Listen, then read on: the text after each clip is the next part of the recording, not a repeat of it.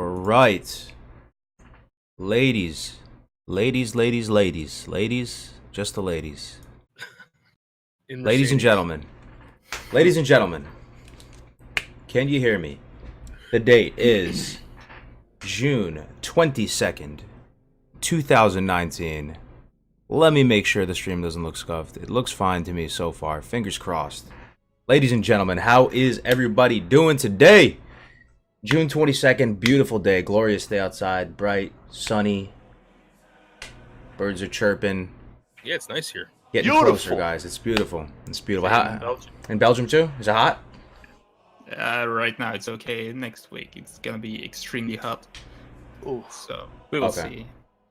Yeah, it's up there here. It's almost 100 right now. Damn. How's it in Philly? Is it nice? Yeah, you know what it is? Yeah. It's now officially summer. That means we are officially in the time of Classic WoW. That's right. That's right. Yeah. It's true. We're getting closer. It's getting closer and closer. Every time you go to sleep, it's almost coming. Can't stop time. Can't stop time, right? They nothing they can do about it. Like, the time will just keep ticking. I know it's dragging, though. Oh, dude, you don't have a name tag, dude. You don't have a name tag. A man has no name. Yo, where's Meldoran's damn name tag, though? There had to be something scuffed. There's always something scuffed, dude. There always has to be Meldoran. Meldoran's name ran away. We find it. All right, as I find Meldoran's name tag. Def Camp, my guy. How you doing today, Def Camp? I'm doing pretty good, baby. I'm doing Yo, pretty Def good. Camp, Like are you ready? We're in the season. We're in the season of Classic WoW. Are you ready to bless ready? these fine people with a power of a power word fortitude, a loud and thunderous greetings to get the show started right? Are you ready? Are you high energy? You good to go? Are they ready? Are they ready? Do they got their monitor, their shit turned down just in case? I don't want to blow out anybody's speakers. Everybody turn it up, turn man. It up. Take an L. You guys ready? Just time to take Here go. We go. Hit him whenever you're ready. It is time for Good Morning Azeroth, episode number 23. Oh, How the hell you doing, boys? Didn't break your mic there. Didn't peek out. Yeah, didn't peek out. Hold on. I'm finding your name tag. 1 second. That was great. You get better every time. Hold on. I'll find it. Hi, my name is Meldoran. Hold up, real Meldoran, please stand up. Keep talking. I'm finding his main name tag. He doesn't have any pants on, so don't stand up. Stream assets. There we go. I do have like pajama pants on, so yeah. Wow. Every time Meldoran comes up my room and he'll be talking, I'll be on the stream and I'll be like, dude, where are your pants at? You know, they can't see. It doesn't matter. like, yeah, but you're right next to me. Okay, I unscuffed it. You have a name tag again. Oh my god, look how big it is. Okay. I shrank it. Okay. You just drank it, yeah. Okay, guys, I hope you're doing really good. Whoops, I'm already showing the blood shards of Agamagagan. Okay, we'll talk about that later, though. All right, guys, so I'm really excited. 23. Have we really done 23? Damn, man. I know, yeah. How many weeks is that? That's. I'm no rocket scientist here like Meldoran, but that's almost half a year, right? 52 weeks in a year, almost. 23 weekly, almost at the halfway point. Yeah, I think we started in November, something like that. Damn. By the way, someone asks, what kind of cat do you have? It's like, it's a normal street cat. It goes meow. It says meow. It's the kind that has claws and most people. Yeah, he's quite heavy, like 8.5 kilograms, which is a lot for a cat. Yeah, but I don't know how many that is in American. You multiply it by 2.2. Oh, okay, there you go. That's a lot of American, yeah. Clownster, did you hear from North that there is AoE Leeway now? Interesting. I have not heard that. That is interesting. I'm sure we will be discussing that on the Magus cast tomorrow. Yeah, there's two important things. That it's the Leeway plus the hitbox differential for Tauren, which is actually sex specific. There is a sexual dimorphism with even the hitbox radius. Wow. Yeah, back in the day, I thought that the female and male had the same, but apparently male is a little bit bigger. Someone did someone. I gotta find that video. It's so well done. Where he actually figures it out. It's I'll look for it. But that's very interesting. Cool, yeah, actually. Yeah. All right. So this stream, ladies and gentlemen, no meme competition this week. I done goofed. I didn't have time. It's gonna be a mixed bag of just kind of miscellaneous topics. With that said, we do have kind of like a rolling list of topics. If you guys want us to talk about, talk about anything in particular, you know, put stuff in the chat, and we'll see if we can talk about it. So let's start off though. Okay, we kind of already did the intros. Everybody's doing good, right? Everybody's doing great. Of course, you're doing great. So we did the catch up. Let's talk about the state of the game, the current hype levels, the current communication with Blizzard. Let's talk about where we are right now on June 22nd right now. What are you guys feeling? A lot of this is like more of a feeling type thing, you know, like I don't know. Yeah. So I could start because I will start with a negative thing, I guess, and then you guys can go positive.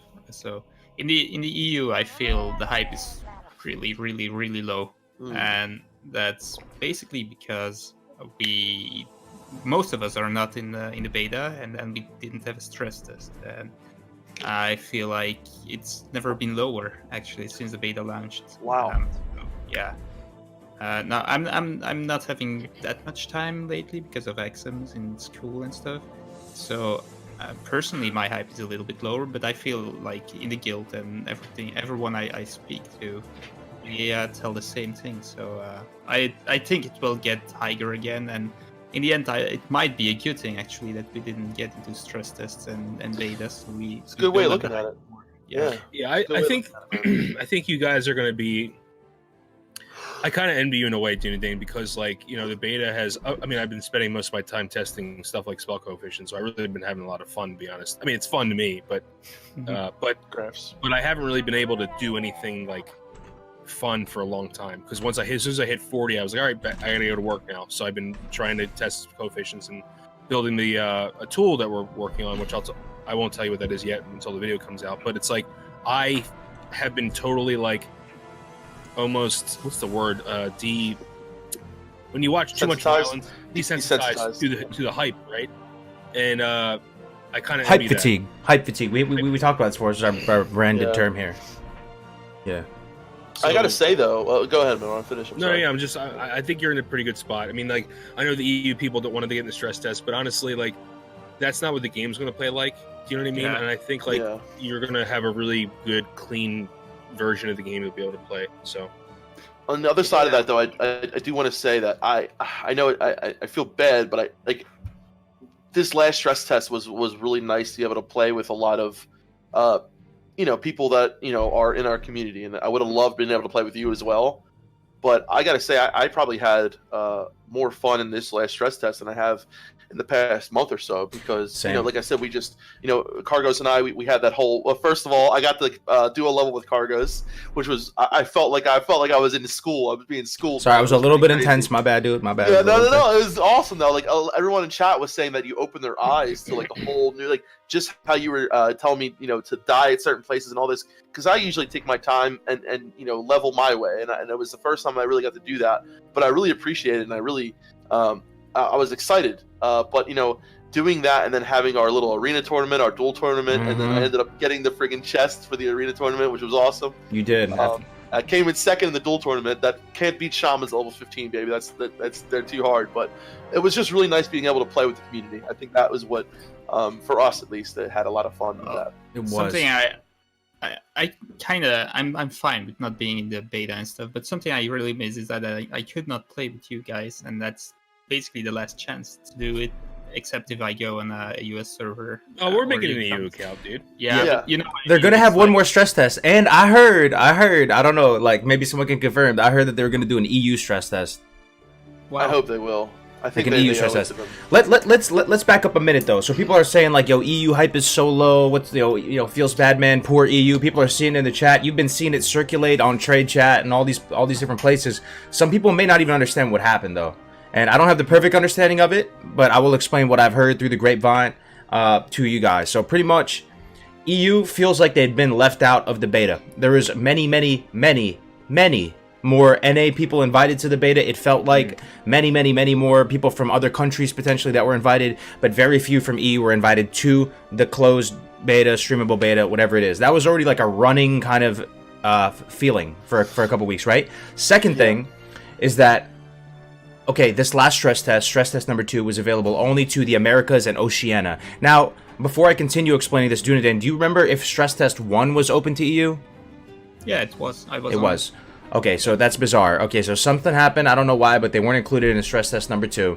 And then you combine the fact that they weren't included in the stress test 2 with this whole thing that Blizzard made some post that maybe it was a CM or something. Where I saw it was on Reddit. They had this thread, and everyone was going crazy, losing their damn minds because they were saying that Blizzard's language towards communicating how many servers they were going to have for EU or how they were going to do EU was kind of very frustrating for some, because it made it seem like they were going to have several EU realms, and to a lot of people they were trying to read between the lines. It could have been an honest error, honestly, but they were saying several EU realms. Like, there are millions of people in Europe who love WoW, and we're going to be playing WoW, and you're telling us you're going to have several EU realms. It was almost disrespectful, making it seem like the hype was so low. To counter, the word several means more than one. I mean, it's more than 3, I thought. No, several means more. Several. Looking up the definition right now. Several, I thought means like I thought a few. I thought a couple was 2. More than 2, but not many. Oh, okay. But not many. It says that in there. Okay, like so several could be 10, right? Several could be 20. I don't know the like. But when someone came into my chat, was like several. They're only gonna have 3 or 4. Yeah, like, more than 2, but not many, according to Google's dictionary. So. Yeah. That makes me worry, though. That makes me think, what are they going to have? They're going to have like 6 really big servers that are like 10K popular. Like I hope not. I really. Wow. No. I don't know. Like I said, I think we need a hard cap. It's just wording, right?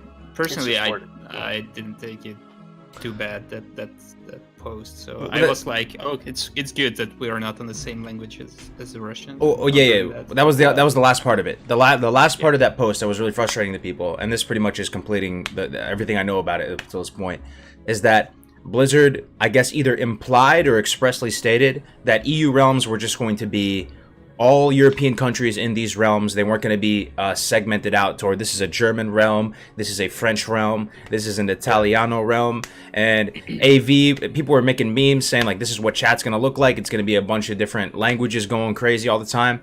I thought back in vanilla they didn't segregate them out into different countries, but apparently they did. Yeah. Oh, they did. So there were actual language specific servers in Europe during vanilla. Oh. I thought at first there weren't. It's hard to remember. Yeah. But on my server when I joined WoW, and it was really early in Europe, I had people from Germany, England, Netherlands, Belgium. Well, the Northern Europeans all the Northern Europeans speak English, dude, pretty much. But I remember. Now there being guilds, like Italian only guild, like French only guild. I could have swore I remember there being guilds like that back in the day. Yes. Now there are German servers, and back in the day, I'm sure we played with Germans, and basically on retail I played with Germans as well. So many of the Germans stayed on the English servers. So my issue with this is, my only issue with this is, if there wasn't then, why should there be now? That's my question to the general audience. Well, honestly, I don't see the problem with English servers for the whole of Western Europe. Yeah, the problem is Southern Europe, right? So like Spain, Italy, Greece, those places obviously don't speak English very, very often. So that is going to be a problem for the Southern European nations. So I get that, and the Eastern Europe as well. So I think Southern Europe would be fine on English servers, I think. You think so? Yeah. I don't know. Well, like, I mean, are there any Italians in chat? Or are there any Greeks? I'm really interested into thinking. Yeah, I mean, like I know for a fact, like Tunde was saying, I remember there being some more tight knit communities, like Italian speaking, French speaking, and even some like German speaking. So, I mean, yeah, like a lot of Europeans do speak English, but also a lot of Europeans don't. I'm not saying you don't know English, dude. I'm just saying the general percentages aren't as high as in Northern Europe. That's all I'm saying. Okay, but so Sec, what do you think? People, well, I'm just going to finish. People can type English better than they speak it, so I think they will understand it if they just type to each other in Southern Europe. I'm not 100% sure, but I think. I just don't know. And now in today's world, I don't know if that's a big deal anymore. That's all I'm saying. That's my whole point. And again, if you Germans out there like want a German only server, I'm asking you why. Why do you want that? That's my question. I'm not saying that you should or shouldn't. I'm just trying to understand the thought process behind it. Yeah, that's all. Either way, though, I think that it's too few. Like even if they're saying several, for all of Europe. I just feel like that, like I feel like the whole mindset right now for the servers is this, right? They're gonna, have the layers where there's like 3,000 per layer. Say they're going with 7. We'll just say 7, right? Seven. I don't know. Say they have several servers, right? 7 servers, and each one of those servers has a population cap of, or no, there is no cap, and some of them have 4 layers, some of them have 3 layers. I think what's going to happen is like there's going to be way too many people coming into these 7 servers, whatever there are. It's going to end up, they're going to be pushing out a whole bunch of more servers because they're going to underestimate it. Now they're going to have all these new servers coming out. People are going to, it's just going to be a mess. And I feel like, like you brought this up, Def Camp, before, and I think this is the biggest thing is that they've constantly underestimated how many people are going to play, and I think this is going to bite them in the ass in the long run. But they've overestimated the amount of people that are Twitch. Yeah, look at the Twitch response. Look at people are watching this game in the hundreds of thousands, right? So what is the problem here? I don't understand why they can't build more realms, and the only explanation I can think of cost is unfortunately that or perhaps sharding will last longer than we thought, and so that's all right. We need to move into a bigger point here. Okay, so here's my point. Do you think Blizzard is underestimating Classic? Like I don't know. Yes. I don't know. Like, so when they say several this, several that, even some of the language they've had in the past towards NA, it seems like they were underestimating it. Some of the decisions they were kind of saying with right click report and the layering, the sharding, kind of like assuming there's going to be this huge churn, this huge drop off. It's hard to say this in a position where the hype does feel low. Definitely does feel lower. The analytics and stuff like that don't lie. But I don't know. It seems like they still might be under sleeping on Classic a little bit here. But maybe we're drinking too much of the Kool-Aid.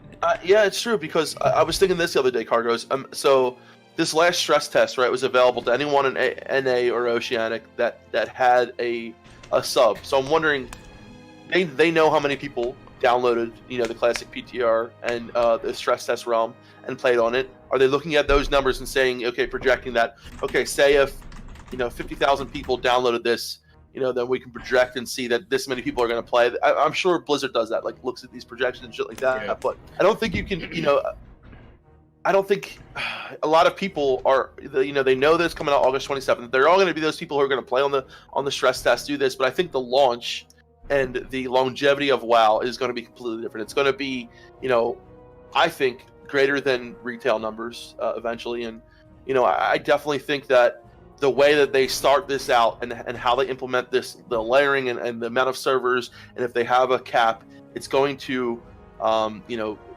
give us the feel of like what Classic is going to be like. Because if, original Classic WoW, vanilla WoW was definitely underestimated, and, it took a long time to get back to where they needed to go, and I think eventually they will get there as well. But I hope, like Melron's saying, I hope that this doesn't cause the layering process to get longer, because if it does, that's going to piss a lot of people off. It is. It's going to have a negative effect. All right. And really look at it this way: Germany alone is 80 million people in it. 80 million. Okay. The U.S. is what, 350 million? Now add all the other countries together. Belgium probably is like 20 million, 12, 15, 11. 11. Okay, so there. Then you add in Austria. You add in Spain. You add in Greece, the Netherlands. I mean, the EU population has to be over 300 and some odd million people, right? It has to be. So my question is, why does the EU get less servers? If the total population of the EU is larger than the U.S. population or the North American populations, are you adding Russia in there? I mean, honestly, though, I feel like it's just poor communication on Blizzard's part. I don't know. Like, you think Blizzard's really underestimating Europe? Like, I feel like maybe they just communicated it poorly. Like, what I'm thinking is maybe the EU team at Blizzard needs to step up, man. Start communicating more and going to bat for EU. Either that or they really are overestimating. So Europe is about 500 million people, so more people than the U.S. That's what I thought. Canada doesn't really. Canada's got there's less people in Canada than there is in Texas. You didn't realize that. Yeah. So that's crazy, actually. Wow. Yeah. So yeah, it's not. Canada's not really. So yeah, it's a larger player base, potential player base. So I don't know. Now, is the game as popular as it is here? I don't know that either. Again, that's another metric I'm not thinking about. But Alex brought up a good point. I think that it's possible that sharding may be lasting longer than we thought because of the lack of server number. You're saying sharding though. This is another point. Sorry, layering. All right, yeah, let's talk about this. Let me transition this. Okay, guys, listen up. And I'm having so much fun playing this game. This stress test was so much fun. Honestly, dual leveling with Navik every day. The game is so much fun. The game is it's too fun, honestly. Like I feel like my wires got crossed when I was a little kid playing this, and now I'm just like addicted to this game forever. But anyway, I'm having a lot of fun regardless. But with that said, pretty much all of the worst case scenario stuff with layering has come true.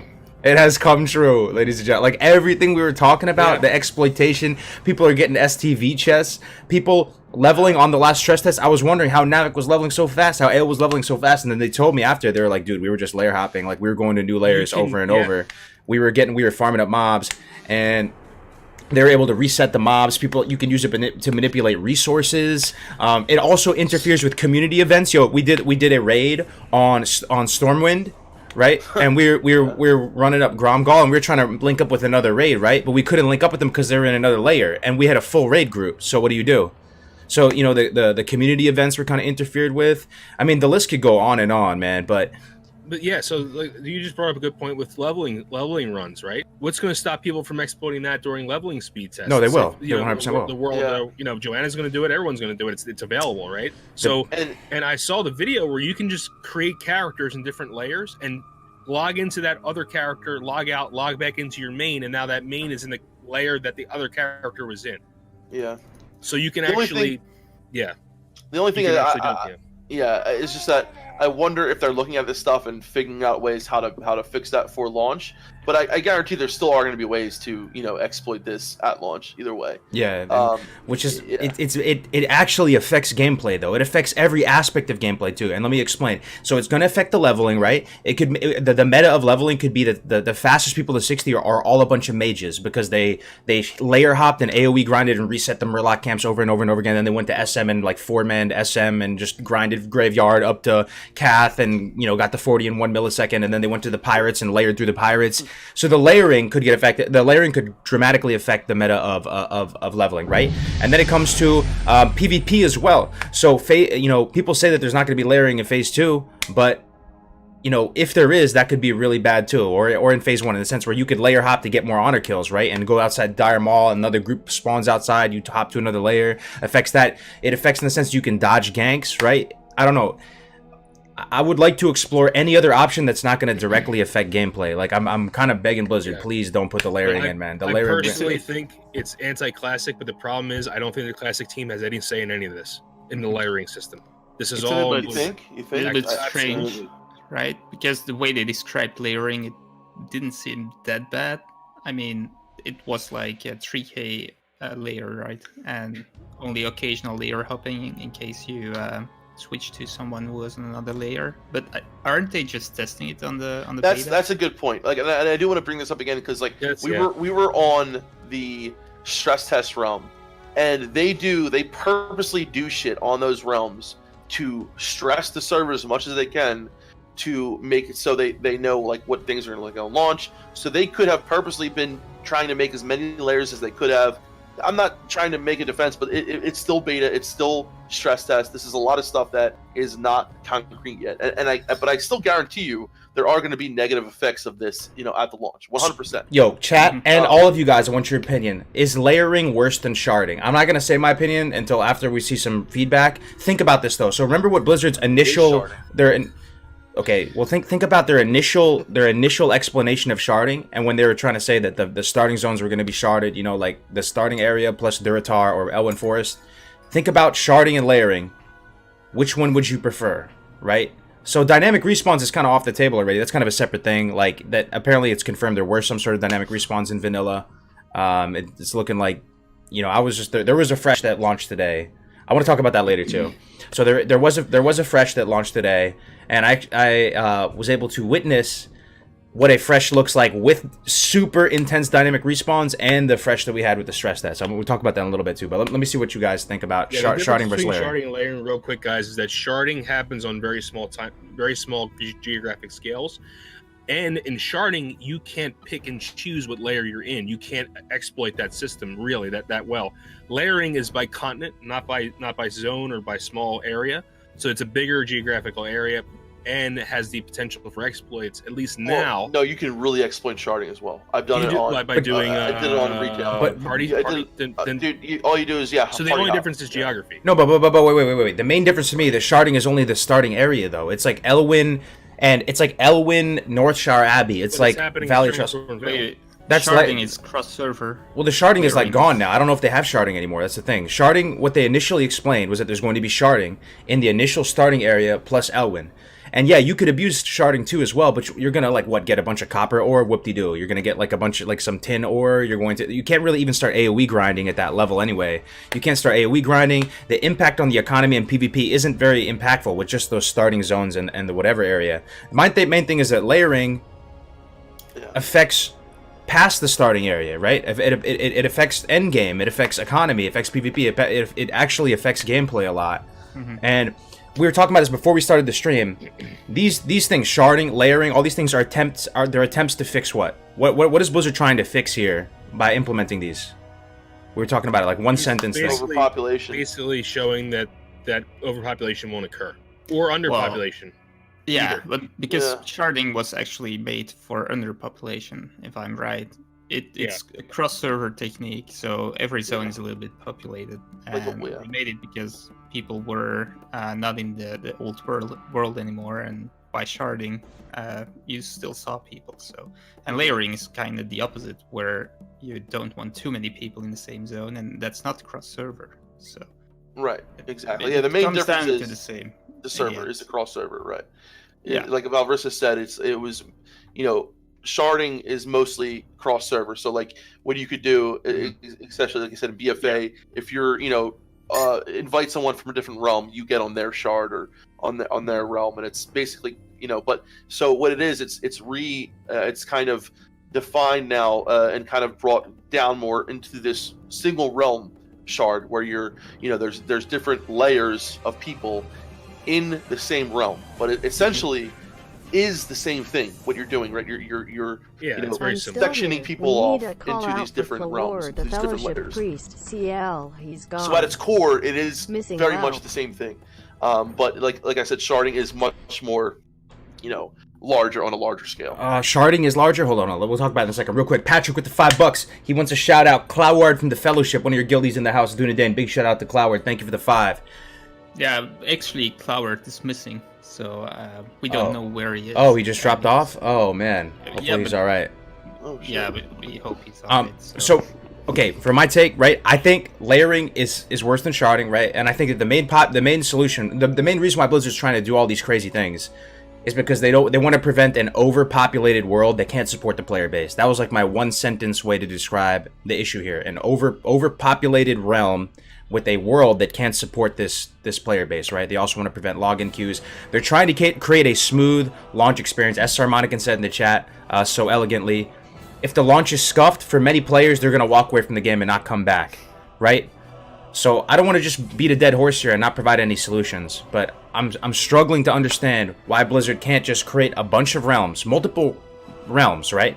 And yes, it's likely that we're going to have to consolidate these realms, some of them, as we go, but at least that stuff's not going to affect gameplay. There will be zero effect on gameplay other than the eventual server merge that may or may not happen. That will be the only effect on gameplay. You ready for the answer? Do you know why they're doing it? Is it money? Is it X's and O's? Because of streamers. Because of streamers. Think of it this way. If let's say Asmon says I'm going on server A. Do you know how many people are going to go on server A?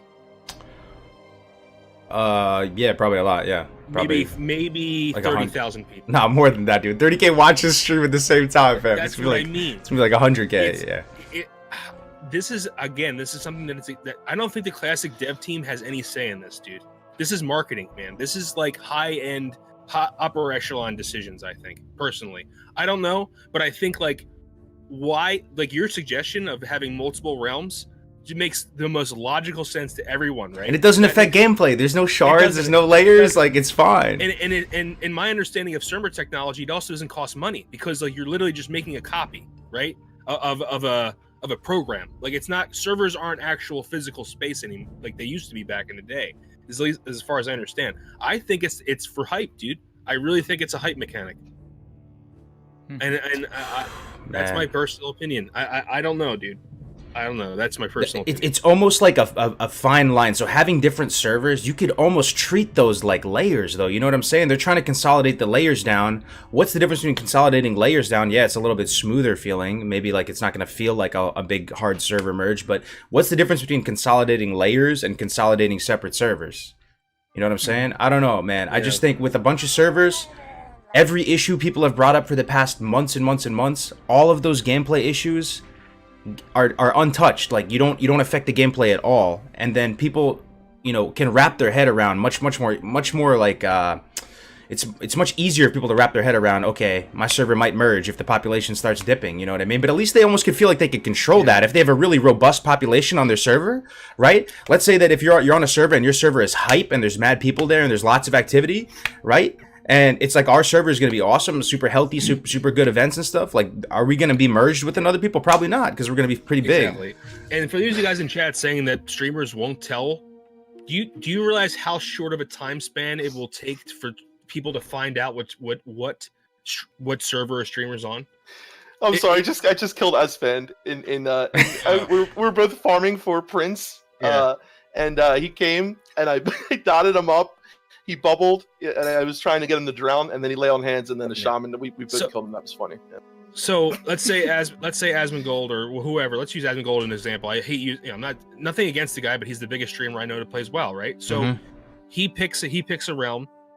His inner circle knows the realm. His inner circle tells their inner circle who's in the realm. It's gonna like get out within like an hour. What server all these guys are on? Yeah, absolutely. I think. So you know what I mean, like. Okay, so here's my response to that, though, Melderon. They set a hard cap. They say, as you know, every server has a hard cap of X amount of people.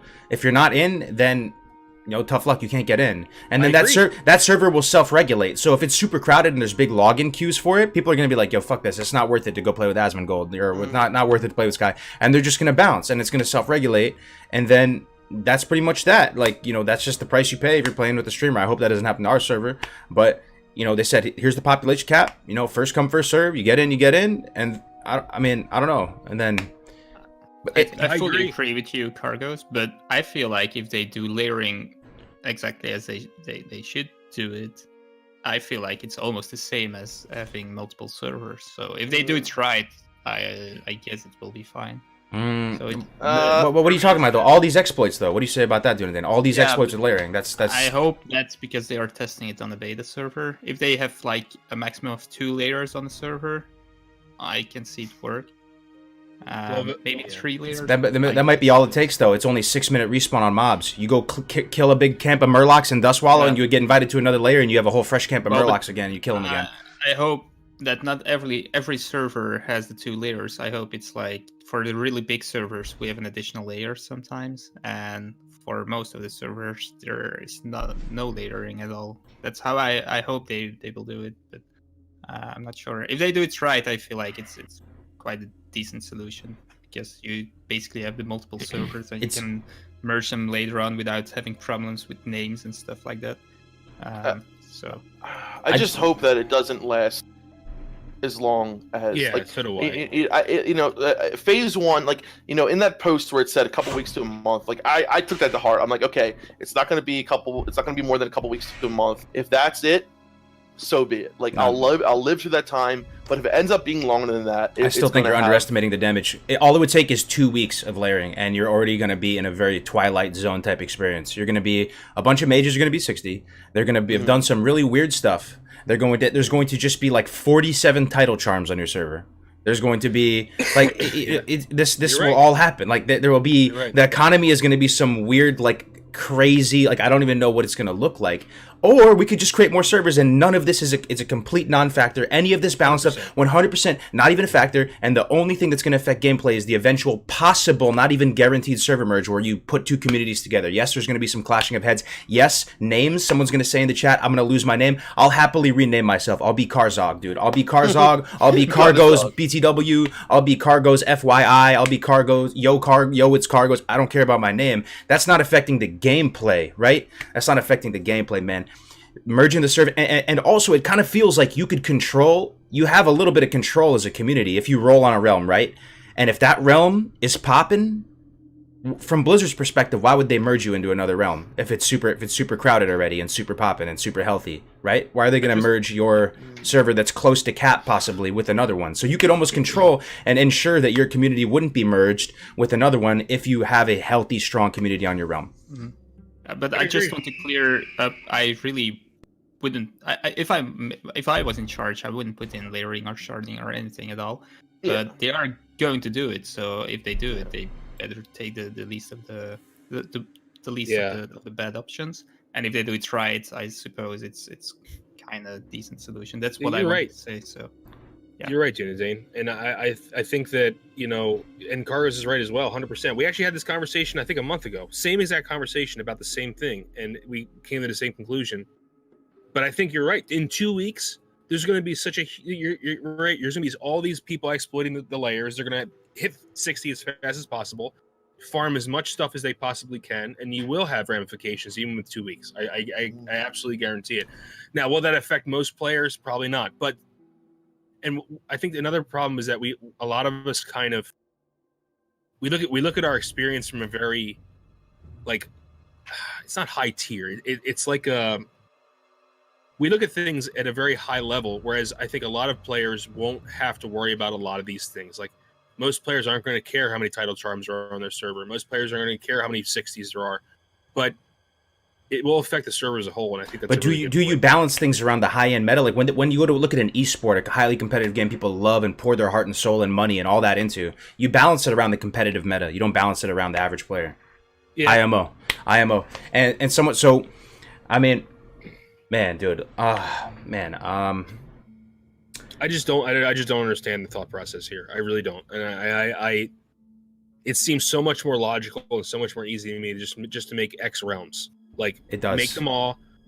If they die, they die, and merge them with another realm. Like that's at least everybody's operating in a fair environment, right? People want to feel like it's fair, right? You want to feel like it's fair. And like if someone pick your poison, Meldoron, what's your favorite thing about the game? You like open world dungeons, right? Well, I mean, maybe that doesn't work that well. But Dunedain, you like professions, right?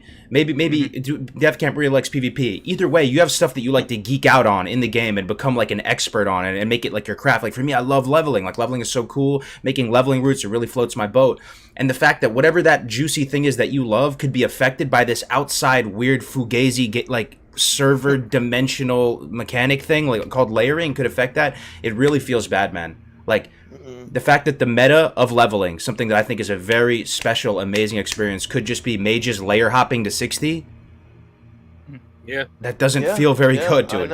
It's like you AOE farm, you AOE farm layer, AOE farm layer, AOE farm layer. And no one does a single quest. They don't do a single dungeon, and and then you get to 60, and then you hop right into Dire Maul, and the whole game is basically popping between layers and instances to farm up the maximum amount of resources. Is that the spirit of Classic? I don't know, dude. Let's say it's Dunedain's professions, and he likes being the best blacksmith. What if everybody has every possible recipe because they're layer hopping, and everyone has Crusader, everybody has all Lionheart Helm. Everybody has everything because they're just pop into different dimensions and cranking it out. Vendor only items that only have a cooldown. That's actually and like title charm, you can get that like boom, like just hop on a different layer, and it's like The thing I looked forward to the most with Classic is play on low population servers like 2.5k and stuff like that. So I'm still hoping that will be the experience we get. So let's try to have a little faith, I guess. So let's do anything. I think some people want to switch up. So okay. Switch up. Leeway now. Okay, yeah. We can switch up. Let's talk about the Leeway. Yeah. So I'm gonna link in chat. There's a video done by Perplexity. It's very well done. If you guys want to see what we're talking about on the side, I can actually play it on here. I set the presentation mode up. If you can link me the thing, I can play it. I'll link it to you right here. It's right there. Okay, sweet. Let's talk about Leeway. All right. Okay, here we go.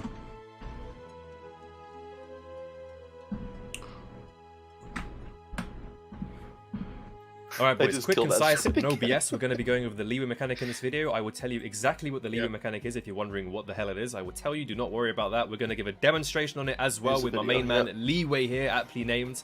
And then I will tell you and give you my thoughts on whether or not I think it should be this is something that first I want to say, like it is definitely... etc. Let him talk. Alright, so Leeway, what is... Leeway, well, if 2 players are in PvP combat and both players are moving, what will happen is the game will give you extra range on your melee attacks and your melee abilities. I will demonstrate that right now. I'll go into base melee range, which is going to be about here. Let's move back a little bit just to make sure. Yeah, I was in perfect melee range. There we go. So I'm slicing away at my main man Leeway here. This is the base melee range on an orc. It will be increased on tour, and I will show that later. Now, if I move backwards, I cannot attack my friend here. It's impossible to attack my friend, right? I'm outside of melee range, yes? That's how...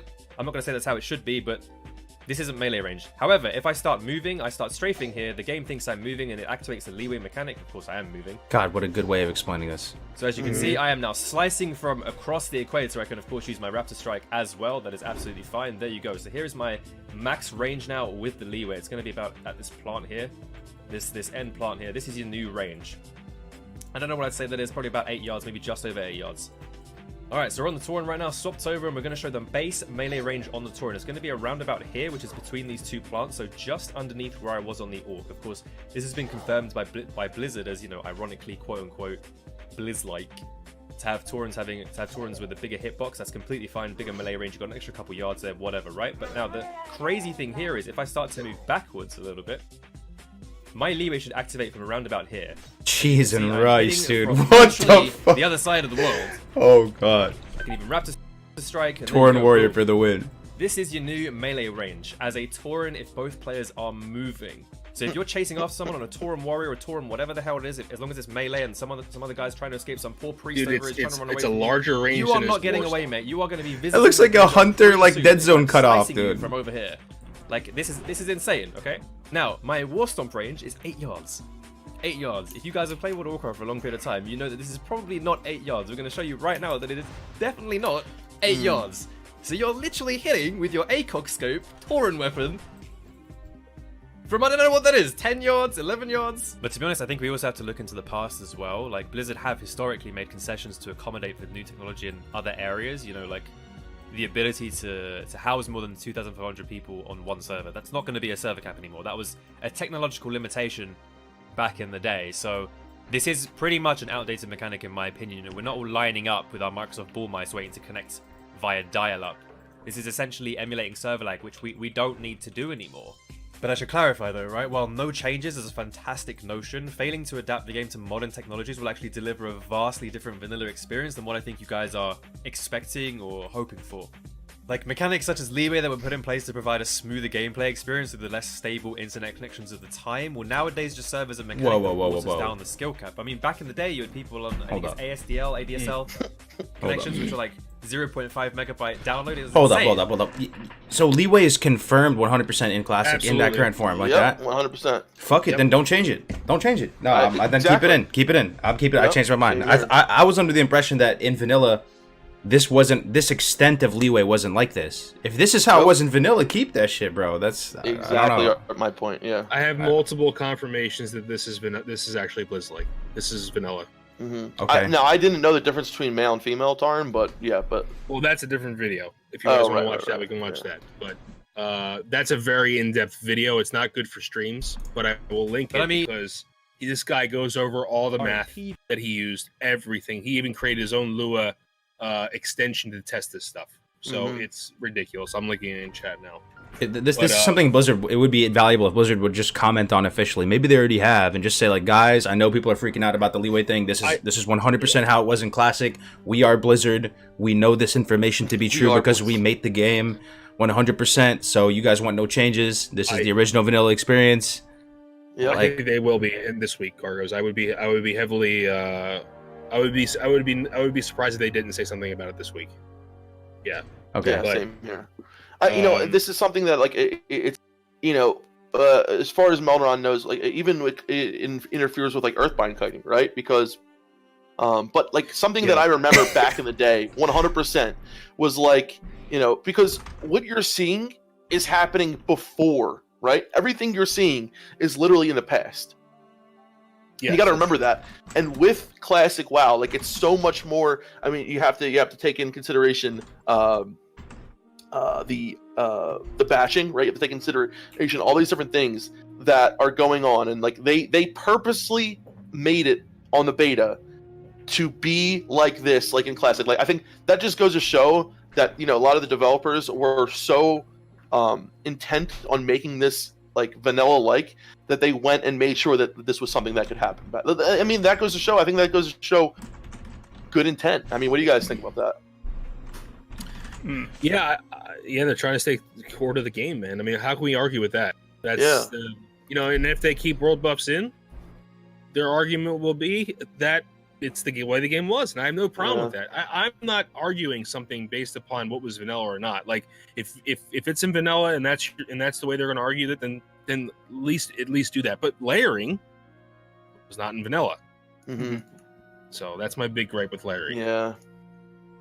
Well, about the leeway thing, it was in vanilla, okay, but something it did was it handled lag, right? So if you were lagging and the other guy on the other side was lagging, it still felt like the game went smooth. And now we don't have that much lag anymore, so it should stay, but maybe it shouldn't be as big as it is. Yeah, North, there's a huge difference between melee leeway and what actually is happening. This is an emulation of from what I understand, this is an emulation of server lag.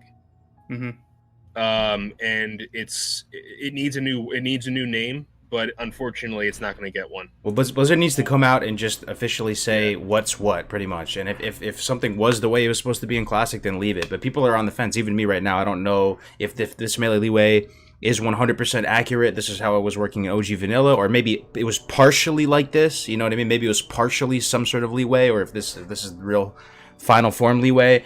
So North is a friend of the channel. We do Magus Cast together. He's saying that AoE leeway is now fixed. So it seems like that they're consistent, at least now across the board, with melee leeway and AoE leeway.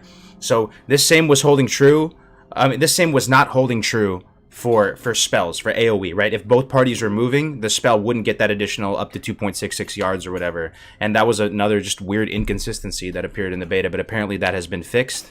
Some stuff appears to have been low-key fixed as of the next as of that last stress test, but yeah.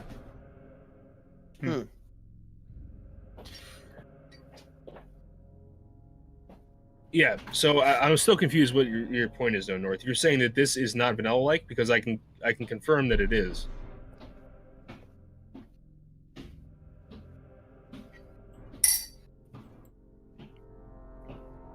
Here's somebody walking.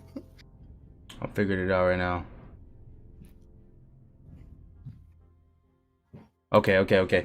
Yeah, I mean, it's kind of TBD. Hopefully Blizzard puts an official ruling out on the whole leeway thing. If you want to PM me, North, I can explain to you something, but we probably shouldn't do it over chat. But anyway, yeah. So anyway, so leeway or whatever you want to call it, this is an issue. What do you guys think this is going to mean for? Because it wasn't in private servers, right? So at least it wasn't to the extent that we understand it is now. Do you think it's going to make significant changes to the PvP meta? Oh yeah, absolutely. I mean, not significant to the. I mean, it's going to make changes. Yeah, I think on most people's behalf, like are most people going to be like greatly affected by it? No, there are going to be some people affected by it. Absolutely. But I like it. Honestly, I do. You like it's the not leeway? so much that I like it. You hate hunters. That's why, dude. You hate hunters. So like anything that nerfs hunters makes Steph Kev happy, dude. Dude. Yes. Anything. No, I mean, playing as a priest primarily, like it's but like I do play as a shaman too, so it's something, and a Tarn. I play as a Tarn shaman, so this is something that could affect me in a negative way, especially with War Stomp, with the friggin' Ellie Stomp, baby, like in that War Stomp and Chain Lightning, someone can stay outside of my 8 yards and still melee me and not get hit by my War Stomp. But like in all, I feel like it is something that's in the essence of vanilla WoW. So I definitely feel like I remember playing on my rogue back in the day in vanilla and having things like this happen. Maybe not to the extent that I remember now, but I feel like it's definitely something that I remember happening back on my rogue. Yeah, I think it's 100%, vanilla-like, in my opinion. It's hard to know what was the actual real vanilla mechanic and what was a function of our potato-ass PCs from back then, dude. It's true. My internet, but that's the thing. I think what's happening, dude. right? I think what's happening is like Blizzard is trying to take into effect all these other things that happened back in the day, like and maybe trying to make it off that, and maybe that's why it seems like it's a little bit too much. But in essence, I do like the fact that it's like, the feel of it. I think it feels very it's charming in a way that it feels like vanilla. I don't know. It's my. So there are. Yeah. I was gonna say, okay, there are some differences. North is here. I see Track is here too. Big fan of you, Track, dude. Another Hunter brother right there. I'm sorry. No, it's all good. No, dude. He's got a Viper's thing for you, dude. He'll be looking out for you. Oh God, I got a jungle remedy for you. That's okay. You would carry around jungle remedies. You hate hunters, dude. Oh I my God. got jungle remedies by the stack, by the dozens, man. That's funny. Okay. So there was some stuff different on private servers, right? So I've been hearing this a lot. Any of the private server PvP legends in there, I don't include myself in that boat. If any of y'all are in the chat, chime in here. But spell batching is both in beta, right? And it was on private servers or some sort of batching. But I've heard through the grapevine that the batching window was tighter on private servers, and that's why things are feeling a little bit clunkier, a little bit slower, a little bit more unresponsive almost on the beta. Because it's a true 400 millisecond window batch, as opposed to maybe the private server might have been less than that, 200 milliseconds, 100 milliseconds. Because even with those smaller batch windows, you're still able to get those interactions, right, with the double polys and stuff like that. But it's a tighter window. Right. What do you guys say? I mean, my position on it is that Blizzard has all the values. They need to just come out and say, these were the values, here it was, this is how it was back in the day, and this is what it's going to be. Like, and this is the batch window, just to kind of clear the air with that stuff. But how do you feel about that? Potentially having a smaller batch window, but still having spell batching. But you're saying that private servers had a smaller batch window. Yeah, so a lot of the private server people have expressed concern. They say it feels really unresponsive and weird on the beta. That's how it was in vanilla. So moving the 400 millisecond batch window to 200 milliseconds. How do you feel about that? No? Yes? Oh, change it from what it was in vanilla to 200? To reflect, tighter. Yeah, I mean, if they're gonna change that, then they should change like world buffs. They should change, this leeway-ish mechanic. They should change all this other stuff too, right? But I guess the point is, where do you stop? Is my question. I don't know, man. I mean, the point was to emulate vanilla WoW, right? That was the point of this? Yeah, that was the point of this. Yeah, it was the point of recreate the original magic of the vanilla WoW experience. Well, then we got to take it for what it was. Mm-hmm. I mean, even if I have an opinion against world buffs, I hate world buffs, but if that's the thing. I don't know. Like I don't know, man. Like Perplexity brought up the point. Games don't play like this anymore. Blah blah blah blah blah. And he's right, but then are we changing vanilla WoW at its heart? I don't know. Yeah. Sometimes it might be okay to have it changed, so it plays more like it used to be. To defend what you're saying though, dude, Nip, right? What you just said, we already have vanilla with sprinkles. This is already what we have. Like, remember people used to say that for a while? Yeah. This is vanilla with sprinkles, guys. I'm not saying it's purely bad either. I don't think classic WoW is original vanilla. We should refer to that as vanilla. And then we had the private server era. Yeah. We call that as the Nostalrius era. Now we have WoW Classic, fundamentally different version of the game. Nothing we can do to perfectly recreate it. It is vanilla WoW with sprinkles on top. So we've already crossed that line in the sand today. And so I see what you mean. If people, do a little change here or there, we've already crossed that line. We're not getting the OG vanilla. It's not even close, actually. No, you're right. You're absolutely right, Cargos. And that's the thing. We're getting a 1.12 system as well. We're getting, it's obviously different.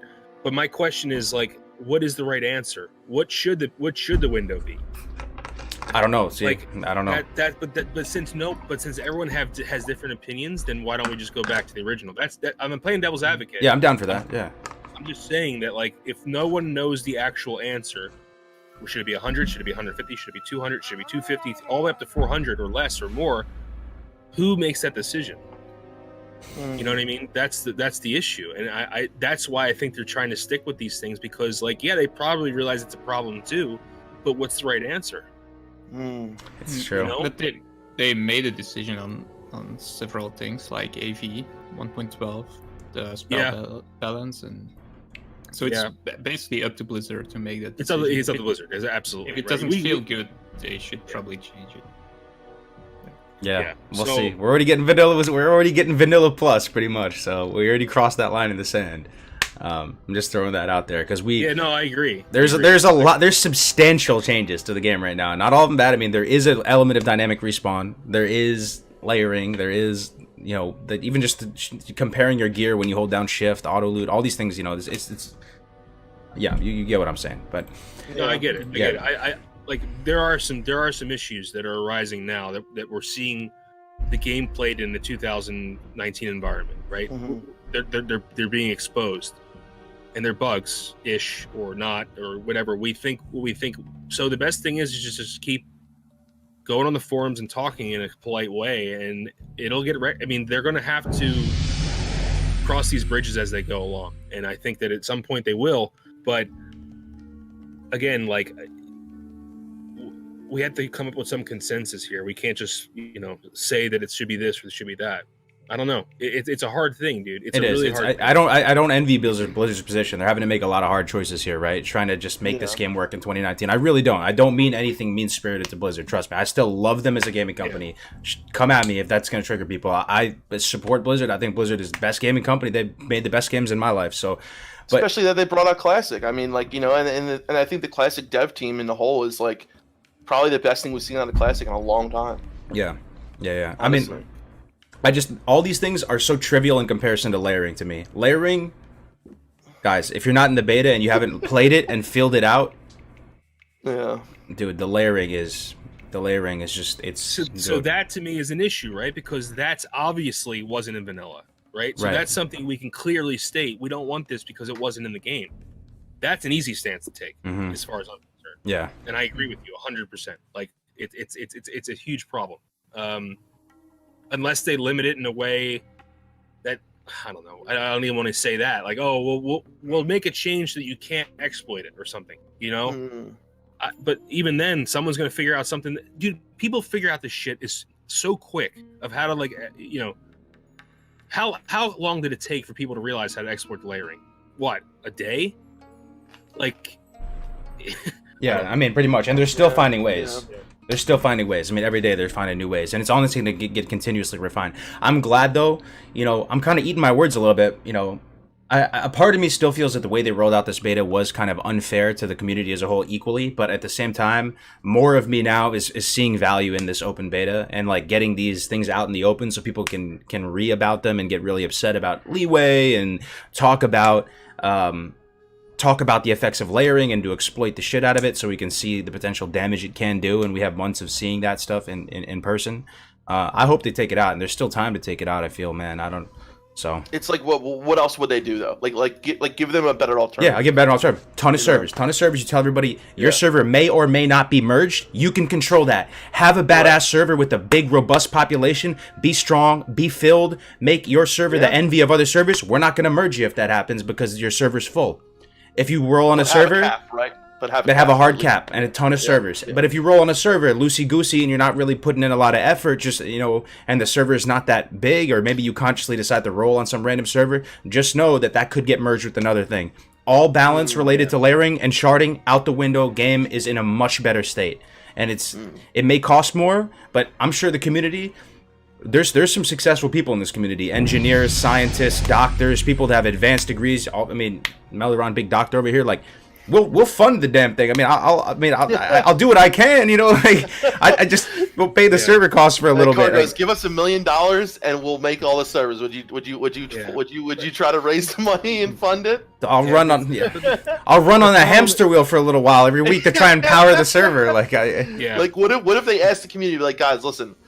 If you guys could raise enough money to power these servers and do that, do you think people would do it? Oh, they would absolutely do it. Yo, they would absolutely do it, 100%. Look how many, like, donos and stuff come in if it was actually going to... Dude, I don't know, man. I don't know. I don't even just keep beating a dead horse here, but it's something that I'm actually feeling more and more strongly about as we go on. Like, I actually didn't think it was going to be this big of a deal, to be honest with you. I was like, yeah, it's whatever, a couple weeks, because I was thinking about the sharding. But seeing this play out and, you know... I don't know, man. I don't know. Okay, we can move forward with it. I just, you know, fucking feels bad. I know, bro. I know it's like something that you know. Yeah. There's a couple of things that have been raising my attention as well in this world buffs. Well, that obviously, but But so Taladro and I decided to make a video called "World Buffs Are an Exploit." Obviously, I'm sure a lot of people have seen it. Mm-hmm. Oh yeah. It was Asmongold watched it, Kevin Jordan watched it, Mark Kern watched it. So it's been getting out there, but and Taladro's extremely against them. As am I. But again, the exploit term was thrown out there because it meets certain criteria, which possibly could have been. It obviously wasn't an exploit. So Kevin Jordan came out and said it's not an exploit, and he knows more than anyone, right? He is a developer. Right. He was a developer in Vanilla WoW. But then Mark Kern said something different, didn't he? Mark Kern said the same thing, but Kevin Jordan and Mark Kern made two comments that was really interesting. Kevin Jordan said they did not expect or understand the significance of the stacking mechanic. And then Mark Kern said that logging out of your character is not in the spirit of Vanilla WoW. Right. So those two things did come out. And I've been talking to Kevin as well. We're trying to get a little debate set up as well to talk about it. Melderon's famous now, by the way, guys. He's seriously in the limelight with like all the AAA streamers. Just saying. Yeah, okay, but the issue is like the term exploit isn't an exploit until it becomes so. That's my issue with it. Yeah. So here's the thing: the Reckoning bomb thing, right? Paladin Reckoning was designed a certain way. Someone realized that you could do something with it to make it do X thing, right? And as soon as that happened, as soon as Lord Kazakh went down, Reckoning was removed 24 hours later. Okay. Sorry, not the ability, but the ability to stack it. The way that he did. Yeah. Infinite stacks. Yeah. What my argument is about World Buffs being an exploit is that the team didn't realize its effect until it was too late in patch 2.1.0, where it was removed. You couldn't use it in mobs level 63 or higher. I'm not backing down from the exploit argument just because Kevin Jordan said it wasn't an exploit. I would say that it is an exploit if vanilla kept progressing in the way it did naturally. If vanilla never ended, I think it would have been amended. That's my argument. So you're saying Kevin Jordan said? I'm sorry, I didn't watch a video. Kevin Jordan said that they were intended though, right? Or they put them in the game. Obviously, they put them in the game. But they didn't realize the potential of stacking them on raid content. Stacking was the issue. And the reason they didn't realize it is because what percentage of the player base was doing Nax? Less than 1%. That's true. And even at that time, a lot of people weren't stacking them to the ways that people were, right? But it happens. You said even the Dire Maul buffs where you have to go all do that Fugazi shit in Dire Maul, that was all and they were thinking that was going to be I don't know if they thought they were going to use them in raids, but they put them in the game Dire Maul, for a reason. Because you're not going to use them in Dire somewhere else, right? Because you already completed Dire Maul, so there's no reason to have them for Dire Maul. Yeah. So I'm sure they intended people to use them for content, right? But when you have a 30 to 60% increase in DPS depending on class and a 30% increase in overall health pool, I'm sorry the problem isn't just Dire Maul. It's Dire Maul plus Ani Head plus ZG plus Songflower plus Warsong's Blessing, Warchief's Blessing. Warchief's Blessing for Horde. And that I think is when the problem starts to come out. I told guys and myself, I don't even Melderon, the whole video, I was like, dude, I'm not really sold on the fact that it was an exploit, this, that, and the other. But I did the whole private server thing. Dawkins here, by the way. What's up, Dawkins? Dawkins, dude? I know Dawkins done the whole private server. And listen, some people like to go out there, get your world buffs, and it's this whole process, this, that, and the other. At the end of the day, what takes more, to just clear the raid without the world buffs, or to get the world buffs and clear it? I don't know. It's become this whole thing, though, where, a lot of people will go out, get the world buffs, do all this, then, like Melderon said, sometimes you get wiped beforehand, sometimes, someone's dying, it becomes this whole thing, but... the whole crazy. Negative aspect of it is on a side to me. The part that really bothers me is the fact that I think it trivializes raid content. You're going to tell me, but you have to, it only lasts an hour, and if you die, it's gone. That's fine, but I don't know, man. Mind controlling alliance for Warchief Blessing. Oh yeah. Dude, that's so funny to me. I have a question. Isn't it? Wasn't there a cooldown on the in vanilla? Here's the thing. There was, about the cooldown. So this is a whole other point. Everyone argues back and saying, Melderon, you don't know what the F you're talking about because there's going to be a cooldown in Classic WoW. Okay, so there's going to be a cooldown. So what does that mean? You're logged off for longer. Wait for it. There's going to be scouts waiting for that shit to be turned in. or when the cooldown to elapse, it turned in their heads, it's going to make it even worse. And I don't know. Maybe I don't know. Maybe it's only for the very, very tryhards. I feel like that's what I like to think. Just not bother having those world buffs. Yeah, it's not going to affect most people. But the world buff effect is a big issue as well. If one person in your raid, the whole argument with that part of the video was that in casual guilds, so say one person goes out and get world buff, right? And they're at the top of the DPS charts week after week. What's stopping them from doing it? Now everyone's gonna get jealous. They're gonna get some people might get benched because we got this guy's doing this much DPS. You're not, and you could if you got world buffs, but now I see the problem. But I wish. I'm very idealistic when it comes to this, though. I wish the community could just police it itself. I wish we didn't have to have Blizzard take them out. Yeah, do this, do that. I wish we could just say, okay, guys, we're gonna do a run, no world buffs, or you bring world. Who cares? I wish everything could just solve itself, but I've seen it happen. A lot of times that doesn't work. There will be guilds out there who don't give a shit, right? Yeah. But I think the main problem is it'll start to bleed into the casual. Thing, and who's to say that for some people they enjoy this? I don't know. Me myself, I definitely did not like doing all this. As a healer, the crit was nice. The extra this, that, and other. But as a DPS, and especially someone who's if there's someone's very competitive, a lot of people won't raid until they get their friggin' world buffs, and it becomes this whole. That thing Melderon said where it's like rating with no talent points, dude. That's so funny to me, bro. I don't know how you calculated that. Taladro did all this stuff. Taladro did all the math. He calculated 36% increased damage. He calculated the talent point. That's how you equate it to.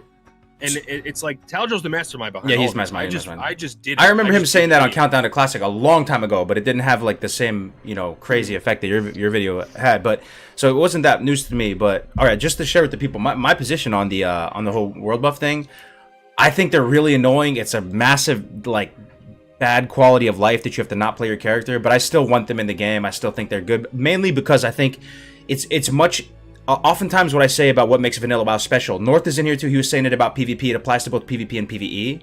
It's not very cookie cutter in Vanilla WoW. You can almost tank with any damn class in the game if you itemize properly and get all the freaking buffs. You can do there's so much flexible stuff you can do with every class, and Vanilla WoW gives you the tools, all the buffs and weird items and everything you can do together, and in aggregate will make you so much stronger and more specialized or whatever. So you can take, my TLDR is that with these world buffs, you can be a meme spec or a meme class and have a fighting chance if you go above and beyond and you get every last boggling root and you turn in blood shards of Agamemnon and you go do everything you got to do. You can have a fighting chance. But with that said, okay, sorry, I'm talking too much. Go ahead. I agree with everything you're saying right there, except for my experience on private servers and what that turned into, right? Because I agree with go out, get these things yourself, make yourself more powerful. That's the point of Vanilla WoW. It's there are all these things that you can do if you put the time in there, you can get rewarded, right? But what it became on private servers, and someone just said why would a normal guild bother with that? My guild was nowhere near one of the top guilds on private servers. It was just a regular guild. We were literally required every single day. Start off with Dire Maul, then we went to the Ani Head. It was every Sunflower. Every time we raided, it was required, and I would say most of the guilds on that server were as well. Mm-hmm. But that's a private it's what server. It turned into. Yes, it is private server. Hardcore. It is, but a lot of things that now are the meta on privates that were the meta on private servers are going to carry over. I've already found them way out in the classic. A lot of Balderon said that too. I could totally see even casual guilds saying all right, guys, we have to be respectable. We're going to go get our world buffs now. And considering how easy they are to get, they're not hard to get. Yeah, if it were only Ani Head, North said, that's the one thing I agree with North. I wish somehow. Maybe just have it so that world buffs don't stack. Just do Ani Head, or just do DM buffs, or just do ZG buff. I think that would be awesome if guilds just did one buff instead of all of them. It would log in. Someone's got their Ani Head to do their quest to get their necklace, whatever. You get the Ani Head buff, boom. Now you go raid, right? I don't think it would be such a big deal if it was just one buff. But the fact that it's all of them. Cud has a very good point though, man. And I was saying this to Melderon before. Okay, so. Yeah. Another beautiful aspect of vanilla WoW. It's beautiful. Let me guess. It's that it's beautiful. It's just there's a lot of reasons to go out into the world and interact and enjoy and engage in with the world. So these world buffs and stuff like having to go to Felwood, having to go to Dire Maul, having to go to the Stranglethorn, having to go all these different places makes the world much more dangerous, much more alive, creates much more insane world PvP, right? Crazy world PvP, genuine danger, right? Out in the open world, and it's inevitable. Like if you want to be competitive, you have to go face this threat. That's kind of cool too, though, right? I don't know. What you guys think? Yeah, that's definitely one thing that I would argue, for it is that you do have this competitive nature when it comes to like, someone sees you with world buffs, they want to kill you, or someone's going out and they're on ZG Island, right? You get this huge wars on ZG Island. I love that, Yeah, there's a huge competitive nature to it, but in the same respect, you could still have that. You could still, like Meldoron, thing wasn't taking the world buffs out; it was just not letting them in raid. So you could still have, the PvP, and people maybe in this way, if people are only allowed to use them for world content, then maybe they would create more world PvP content in that respect. So yeah, and that's a big what if though, right? It's a big what if, but it's possible, because like if you're only using it for world content, then you're using it for either world bosses or killing the other faction. So I don't know. It's definitely something that I think like a lot of people who haven't played on private servers probably are like, what's the big deal? And because like, oh, either use them or you don't, right? But I saw firsthand how at first, no one really cared about it. Then a couple people started getting them, and then now the guild leader's like, okay, everyone has to get them. Everyone has to, and next thing you know, go on. No, go ahead. It's all right. Yeah, I still hope it will be different on Classic WoW because of the server size. I'm guessing we will go to a 3K population in the end. I hope so. Private servers had 10K population day and night sometimes, so Yeah. that's way more. And I feel like a smaller population will solve a lot of those problems. I still agree with Meldoron. I would rather not have them count in raids, but I hope that the smaller population and like maybe 2 or 3 guilds who actually clear those raids on a server will. Whoa! Got a dodo, dude. You got a fan. Ike Sulzberg with the A10. Good morning from Tasmania, guys. Tasmania. Damn. Wow. That's awesome, dude. Not to be ignorant, but where's Tasmania at again? It's an island north of Australia. That's right. Or That's right. southeast. Great to see you Yeah, I back don't in know why I said north. Eldoron. Thinking of North of Mage. The Tasmanian Devils, Tasmanian dude. Devils Tasmanian are Devils, yeah. Yeah. They're actually they're like a scientific anomaly. I was reading about that one Dude, time. those things are brutal. yeah. Absolutely insane, those things, man. Phew. Yeah, that's cool. Thank you very much, man. But I So, think yeah. that, an overarching, theme with all this, right, is like whether it's the world buffs, whether it's the layering. What do you guys think? Like, I mean, a pure copy and paste of vanilla WoW was never going to happen, right? It was never going to happen. be like. It was never going to happen. Never gonna right? happen. So, how Maybe happy Matrix. are you guys so far with how everything has been implemented? I mean, I'll start I log on to Classic, to the beta, and I do feel like I'm playing Classic WoW for the most part, right? I feel it's so much fun playing with friends. You feel like you're playing on private servers. Because honestly, who the hell remembers the experience? Right. Dude? I mean, we remember a little bit. I remember to an extent. Really? I remember Yeah. to an I do a extent, little to an bit, yeah. extent. Private servers have totally destroyed my any memory I've had of vanilla WoW. Any. Yeah, I will say this though, it does, it feels very smooth, like compared to, I know it's a meme when I started, but smooth, right? It's very different compared to private servers, I would say, in a few ways though. When it comes to like visually, some of the things, but the gameplay feels good, right? The wanding is clean, the wanding is great. I'm a big fan of the wanding and the animations and all on point. But in all seriousness, like it does feel pretty good. Now, however, there are some things like the layering and all this that are a little bit, of an issue. But when it comes down to it, I am pretty happy with how things have turned out. How do you guys feel? Yeah. Let me jump in here. Okay, so I'm not gonna say anything, but there was a fresh today. There was a fresh today, and people participated in said fresh. It happened. It's a thing. Some of you might be freshening it up right now. I don't know as you're watching this, but yeah, there's no going back to private servers, man. Like, if they feel ass. Like it's and on this fresh, the leveling meta was that it was the dynamic respawns cranked up to 10 def camp. So like everybody just sits on a spawn and it immediately comes back to life almost immediately, and very few people are doing quests, and you just stand there just killing the mob over and over and over again. And there was also this kind of like delay. Well, I was observing this delay, of course, right? There's kind of a little bit of delay. It feels so buttery smooth on Classic. It's so hard. It's like you just can't go back private. It just feels bad. Well, I actually agree with Volcane and North on the mechanical part of it. I do think private servers are mechanically more tighter than Classic. Oh yeah, absolutely. Things were more set aside.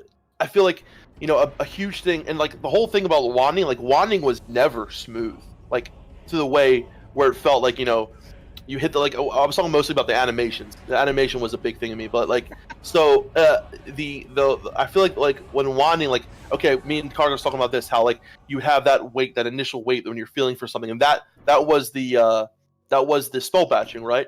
But yeah, there are things that happen that are like, you know, it has this almost wonkiness feel to it, and I think that's because they've tried to recreate the original vanilla,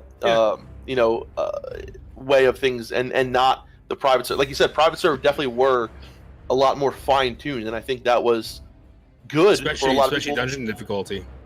Meldoran can't stand the easy dungeons, man. I hate easy dungeons. They seem really bad, honestly. I want to try them out. I have to say, so. Sorry, go ahead. Sorry, my bad. Yeah, to answer your question, how happy am I with what we see so far?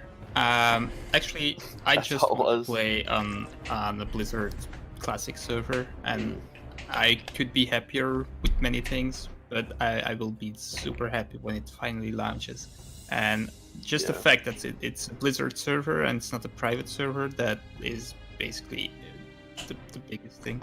So I think they are doing a pretty good job. It's not perfect, but it's pretty good. There's some stuff that is like unacceptably scuffed still on the beta. Like, I have to say though, like if they rolled this out, it would be buttery smooth on a private server. But I mean, the pets in general are just omega scuffed right now across the board. Hunter pets, warlock pets, they're like what? Like what? They're what else just do you mean? terrible, dude. Like okay. Just basic use case stuff. You killing one mob, the mob's almost dead, so you send your pet to the next mob. As soon as that first mob dies, the pet comes back every time. For some reason, it just ignores you. Also, sometimes they just ignore you. Also, it could be the tiniest little crevasse of LOS, like just not even a hard puzzle to figure out, and you're telling your pet, just go over the thing and fight it. It's right there. Like, just go over the thing, engage the target. And there's zero response. Like, doesn't come back to you. Also, when obviously the warlock pet skills completely resetting, having to buy the grimoires again, but I'm sure obviously that's gonna get fixed. Yeah, now how much of this though? Like, a lot of this fine tuning stuff that we're used to is because, like Meldoran says, we are so used to how things were on private servers. Played on for 4 years straight, dude. Dude, and I honestly feel like yes, there are some buggy things that still aren't correct, but I honestly feel like Classic right now, the way it is, so many people who have played on private servers are like, no, this is wrong, but it's literally what we're used to on private servers. And I've been corrected time and time again by a lot of people who never played private servers and do play Classic. Like, no, this is how it was. Like, you are remembering things from private servers. Like, things were so much more finely tuned. A lot of these things happened back in vanilla. A lot of these things were much wonkier, were much different. And like, I know you think it's not that, but I'm telling you 100%. Okay. A lot of it is. Okay. So I gotta be more open-minded. If that's actually how it was. I'm not saying everything. Yeah. But I'm saying a lot of it is. Okay, that makes sense. I'll have an open mind now. Like, thinking about it. Some stuff is 100% bugged though. Like the warlock pet abilities will reset randomly. I don't understand why, but you'll just lose all of the ranks of all your grimoires, and you just want to delete your character. That happens still. Growl doesn't go off even if it's on autocast. For some reason, they don't growl. I'm not sure why. Yeah. But I will have an open mind for sure. Like what Meldoran said, 100% on point. You know, we can't get skewed by our private server experience and just I mean, there's going to be stuff that I'm going to say is wrong and it's not wrong. It happened in the video to me. Yeah, that's true. The video I made where it's like, blah, blah, I said something and people are like, it was never like that, and I'm like, well, okay, well, I don't remember. So that's why I said in that video I made, I can only provide you feedback from my private server experience. I don't remember a goddamn thing, dude. Like, I don't remember where I honestly can't tell you where I was living. I was living when it first came out. We were living at our house on yeah, but I wasn't there when it first came out, though. I think I was living somewhere else. No, you were living with me. Okay. Yeah. Anyway, I don't know. There's this memory is a very weird thing, you know, because if you don't remember something fully, your brain kind of fills the gaps, you know. True. And private servers is filling that gap for a lot of things, and like I'll admit, like, you know, but there are a lot of things like that are different, right? Like, first of all, when you first load in, you notice that, you know, the sky looks different, the colors look different. From what I remember, and from, like, obviously from private servers, but that is something that they admitted is not going to be able to, like, be 100%. Like, they talked about, you know, the night setting and all this. Like, for some reason still, I don't know why, but, like, I haven't heard anything about that. I didn't hear anything about, like, the day and night setting. Like, why isn't nighttime actually nighttime? Like, I don't like that. You know what I mean? And, you know, the animations. That's another big thing that I'm still big on. So, like, the smite animation, a lot of these spell animations are completely off, completely wrong. They're not the way they should be. And these are things that I hope do get changed, but a lot of them, they said that, like, you know, there's no way for them to 100% recreate some of that shit. So that's kind of upsetting, but I mean, you know, I don't know what's going to happen with a lot of that stuff, but, you know, when it comes to, like, the gameplay mechanics of it, yeah, there's still a lot of work that needs to be done, but I think there are some things that are the way they should be, and but, you know, I think there's still definitely a lot of work that needs to be done. That's why we're in the beta. But, like, overall, like, my overall feeling of everything, you know, like, and how things are going, because a lot of it, like, is nice because you see that bugs are being fixed, bugs are being fixed, right? A lot of these things that we bring to their attention has been changed already. Like, a lot of the stuff that I've talked about, buffing this and the other, buffing, putting hots on people going into combat, all that kind of shit has definitely been worked on, has been fixed. But I think there's still a long way to go. But overall, I feel like things are moving in the right direction. Yeah, I mean, what is your fun level when you play the beta? Like, when I play the beta, my fun level is off the Richter scale. Like, I'm having massive levels of fun. Like, the fun levels are huge. I don't know. It's great. So despite all of these little things we're talking about, we're having a great time. Absolutely. Yeah. 100%. Yeah. At least personally, the stress test was so much fun, man. That stress test. Have you guys seen the bug normalization fix that's been happening? The attack speed, the instant attack normalization. No. Yes. We should watch this. We should look at this, Cargos, when you get a chance. So this is Meiji. Meiji's a big brain theory crafter and tester, and he actually posted this on the Classic WoW forums. We should definitely look at this. Okay. Basically, everyone was doing more damage than they should have been. Mm-hmm. Yep. You look at it right now? Yeah. Sorry. I put it in chat. Sorry. I'll put it over here. Okay. Here it is. It's a forum post, huh? Okay.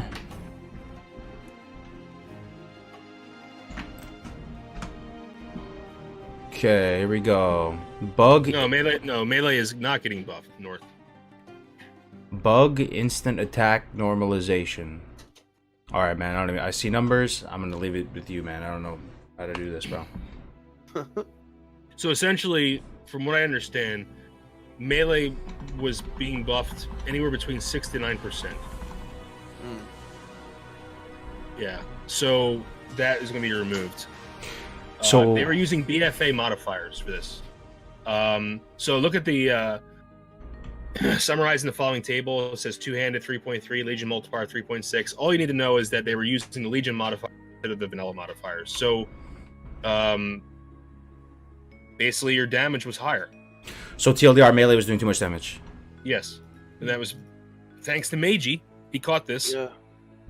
And yeah. This guy's kind of a legend then. That's big place. Oh, he's a legend, dude. Meiji's a legend. Like, he is ridiculous, dude. The amount of stuff he tests is like it's amazing. Damn. So did this fix that? Yeah, I don't know when they're going to implement the change, but they will say they're going to do it. So that could be. I mean, like, yeah, I think that's. There definitely are a lot of things that need to be, worked on still. I think that's like pretty clear, and I hope that the majority of it, does. But I think there are going to be some things that slip through the cracks, and end up, not being, fixed until, because like I don't know about you guys, but when I log on and you start to realize just how much shit there is that actually has to like go through the dev team. There is so much, dude. Like vanilla WoW. When you think of all like the PvP, the leveling, all these things that encompass all of it, there is literally so much that they have to work on. And I kind of realized that like one of the first days I logged on the beta, and to see how much they've done so far did impress me, honestly. Mm-hmm. But there's still, like I said, there's still a long way to go for a lot of things. Yeah. Yeah, Val, so it's not going to have a huge effect on the dungeon meta. The dungeons are pretty easy. So that's 6 to 9% only for melee classes. It's not going to change any of the casters. It's not going to, So well, no, there's range too, right? It's got to be hunters, right? Hunters getting affected. Range. Oh, and hunters, right? Yeah, hunters, yes. But like, so physical damage, pretty much. Not that much. Yeah. Yeah, physical damage. So, all right. No, it's a large amount, but I'm talking about the damage output of the elite mobs is the issue, right? I'm not having to heal. That's the problem, as far as I'm concerned. Right. As far as dungeons. I don't think it's a damage issue. I think it's a damage being taken issue. It's an intake issue. Not an outtake. Yeah. So they are sure that's not bugs, right? Everyone. I mean, those are probably the vanilla values, dude. It's strange. Yeah. So I want to transition, if you guys are cool with it, because I just want to do, we can all just jump in with random little tips here. I've learned some stuff, some cool stuff, some revelations here that might help you guys leveling and also on fresh. Like kind of productive stuff that actually might help. Hell yeah. So let me just jump right into it. All right. So while I was walking through Ratchet the other day on the beta, I went to a vendor to go sell some stuff, and I came to a stark realization. Melderon, doing a day in Def Camp. You guys are familiar with the starting food and water, right? Yes. Yeah. Refreshing spring water. Tough jerky. Yeah. There's probably a couple other ones in there. The little yellow one. Yeah. How much do these cost at the vendor? Chat, you guys can answer too. How much do those cost at the vendor? What, the drinks? Yeah, the food and water, the base food and water, right? Silver or a couple silver. It's 20 silver for moonberry juice without the reputation. The very starting water. These start. What, 50 copper? I don't buy water at that level. 25. It's like 30 copper for a stack or something like that. It's 25 copper. All right, it's 25 copper. Okay, to get refreshing spring water, and a lot of people who like leveling, or like are good at leveling, they like to level quick. That you will know that every 10 levels, starting level 5, so 5, 15, 25, 35, you get new water and food, right? Yeah. One of the best ways to increase your leveling speed is to buy those, even if they're very expensive. Even mages, they don't even use their own damn water. They use it just to get a few ticks if they aren't really fully depleted. But if you're you're gonna try and use that juicy new water, right? So buying new food and new water, food is very important on a warrior, right? This is important. This is important stuff, right? So the starting food and water costs 25 copper. Okay. So the level 5 food is the next rank of food up, and food and water. Those milk, right? Yeah. Those are 1 silver, 25 copper, right? Those are kind of expensive. Yeah. So when you're leveling up, you try to get ice cold milk, and it's gonna help you with your mana, or you try and get the I think it's the bread. The next one up, it's the bread, right? And it's 234 food. Mm-hmm. Oh, 243 food. 243 food, right? Those cost 1 silver, 25 copper. They're actually pretty expensive. And as you're leaving the starting zones or you're going into barons, you try and buy some, and you're tight on money, right? For some reason, there is one food that's level 5 food, 243.6 health over 21 seconds, the Long Jaw Mud Snapper. And you can buy it from select vendors, fishermen, and some innkeepers for 20 copper. Wow. It is cheaper than the cost of the starting base food and water. It is cheaper by 5 copper than the 61 health. Let me try to go to the tough jerky to show you the difference of this. Let me show you. This is a big deal. I know people are probably laughing right now, but it's a big deal. No, that's honestly, dude. That's something I never realized. Look at this. Yeah. Tough jerky. I usually sell that shit as a priest. 61.2 health over 18 seconds cost 25 copper. 61.2 health over 18 seconds. Long Jaw Mud Snapper.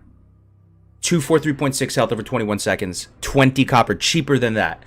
Wow. Everybody needs to be buying this, guys. Everybody needs to be buying this. It's actually super juicy. I need you to tell me a water that's cheaper. Oh, it doesn't exist. This is the only food that I've seen. This is the only consumable food or water I've seen that is for some reason underpriced. It's very interesting to me. Yeah, I guess this is a speed leveling thing because I don't eat or drink probably until like level 20, until 25. Damn. Well, because I'm a shaman. I just like I regen mana from mob to mob. True. But sometimes you can go more aggressive, you know, and try and dump mana. You know me. I'm not gonna. Shit while he's regenning, while he's skinning and mining. Yeah. So I do not level in any competitive or fast way. I level at the speed I want to level, and I don't do that. But I respect people who do. I just don't do it. Yeah. Okay. It's a silver cheap. See, North even North didn't know. See, dude, this is juicy. Everybody go buy this. It's actually really good. All right, so that's the first thing I want to say. Next thing is blood shards of Oh yeah. Agamagan. Okay. Turn that shit into that dude at Camp Taurajo. Oh, Camp Taurajo, yeah. Yeah, so you know you can get these buffs, right? These buffs are solid, but so most of the buffs, right? Strength, agility, whatever, they last for 30 minutes. They cost 4 shards. Some of them cost 10 shards, but the ones that give you stats, it gives you like 10 agility, 10 strength, costs 4 shards, right? The real sleeper one though, dude, 4 shards, you get 25 spirit. Mm-hmm. That's good. And you can get these from mining. You don't even have to get these from the quill bore. If you're just mining ore, you're gonna have a couple stacks of these, and you have this clutch bank and ratchet. This is big plays, guys. If you're on the horde side, save your blood shards and get specifically the spirit buff, 25 spirit, right? 25 spirit is huge at low level. You're a priest too, right? It's massive, dude. Oh my god. 25 spirit. Huge. If you're a warrior, a lot of spirit. If you're a warrior and you're leveling solo, you best believe you better get some long jaw mud snappers and some blood shard spirit buffs, man. Let me tell you right now. Here's something a scroll, a #1 scroll of spirit only gives 3 spirit. Consider that 3 spirit to 25. That's huge, dude. It's huge. This is look, increases spirit by 25, man. It's crazy. Okay, and so you're gonna pick up so many of these friggin' things from those quests too. And and they're not soul bound too. They're not soul bound. You can trade them. You can buy them. Yep. This is so worth it, Def Camp, that like even if you're going into Stone Talon, you're going into Freewind Post later, you always pass by Camp T a lot of the time, right? Stop in with some blood shards, pick up 25 spirit. It lasts 30 minutes. Everyone uses it for that speed bonus, though. Everyone wastes it gets the speed bonus, but it only lasts like what 5 minutes. 5 minutes. Yeah. Yep, and it costs 10 shards. It costs 10 shards for the speed, Def Camp. 10 shards. Not worth. That's why you're gonna level quicker with the spirit. Yep. Mm-hmm. Yeah. Yeah. Okay, I have more, but okay, people saying we gotta wrap up. Okay. So the reason I have to wrap up is we have to eat dinner, and I do not trust my mom cooking steaks on the grill, so I have to make sure she doesn't overcook them. So I hope you guys realize that steak is a very important thing. It is. But yeah, we have to have dinner anyway. So yeah. You got anything else real quick though, Cargos? I mean, I could, but I don't want to keep you guys from dinner. I mean, I could. All right, there's one big one. If you want to go, I'll stay on for a little bit. I can just go. You guys can stay on. Yeah. All right. Yeah. Okay. All right. Yeah. Sorry, guys. That's right. Do you guys have any? What have you learned from Fresh or doing today? Maybe have any tips for people going into it or Def Camp? I don't want to keep. I will say one thing. Like for me, as a priest, 100% guys, like go wand specialization first. Do not worry about spirit tap, especially if you can get some good spirit gear, right? Like the wands are so strong at the 1.12 wands. Okay, like lesser magic wand, greater magic wand. I never had to drink, really at all because of how powerful that wand is. Once you get those wands, you're putting, maybe a mind blast, maybe to start off with Shadow Word Pain and wanding, and that is it. You do not need to drink. So go ahead, put those first 5 points into wand spec. I'm telling you guys, like a lot of people like to go back and forth or do spirit tap first, do wand spec first, 100%. Utilize cannibalize as much as you can as an undead is another thing, right? What about that troll though? I know it's been growing on you a little bit, dude. Berserking Heal, Curse of Weakness. Very nice. Yeah, Curse of Weakness is nice, but I'm still undead all the way, man. Okay. Still undead all the way. They're both, but troll and undead are both very good. But like I said, do wand spec first, then go into spirit tap. But another thing is like, I never realized just how good, like, of course, spirit is just, so good for so many classes. But like, even in that little, as an undead, you start off with more intellect and more spirit, and it's literally not even that much. But that little bit that you start off more with as an undead priest makes a huge difference. Huge difference with regen. Like, I was regenning so much faster as undead than troll in the early levels. Didn't even realize, and it's literally like a 4 or 5, maybe I think a 6 spirit difference, and I think 4 intellect difference. So you have the intellect you definitely feel like as a troll mage. A troll mage can cast two at level 1 can only cast two spells, whereas opposed to the other mages can cast 3. And undead can cast like 3 smites, 4 smites. Yeah, it makes a huge difference. So realize these little things as you're leveling. If you're playing undead, you might have and you know, like I said, undead have that little bit better start. They have cannibalize. So these little things I've noticed, like, you know, a troll was actually a little bit harder than undead in the early levels, and it's something that I think is really, really, you know, notable to take into consideration if you're trying to level. It's interesting.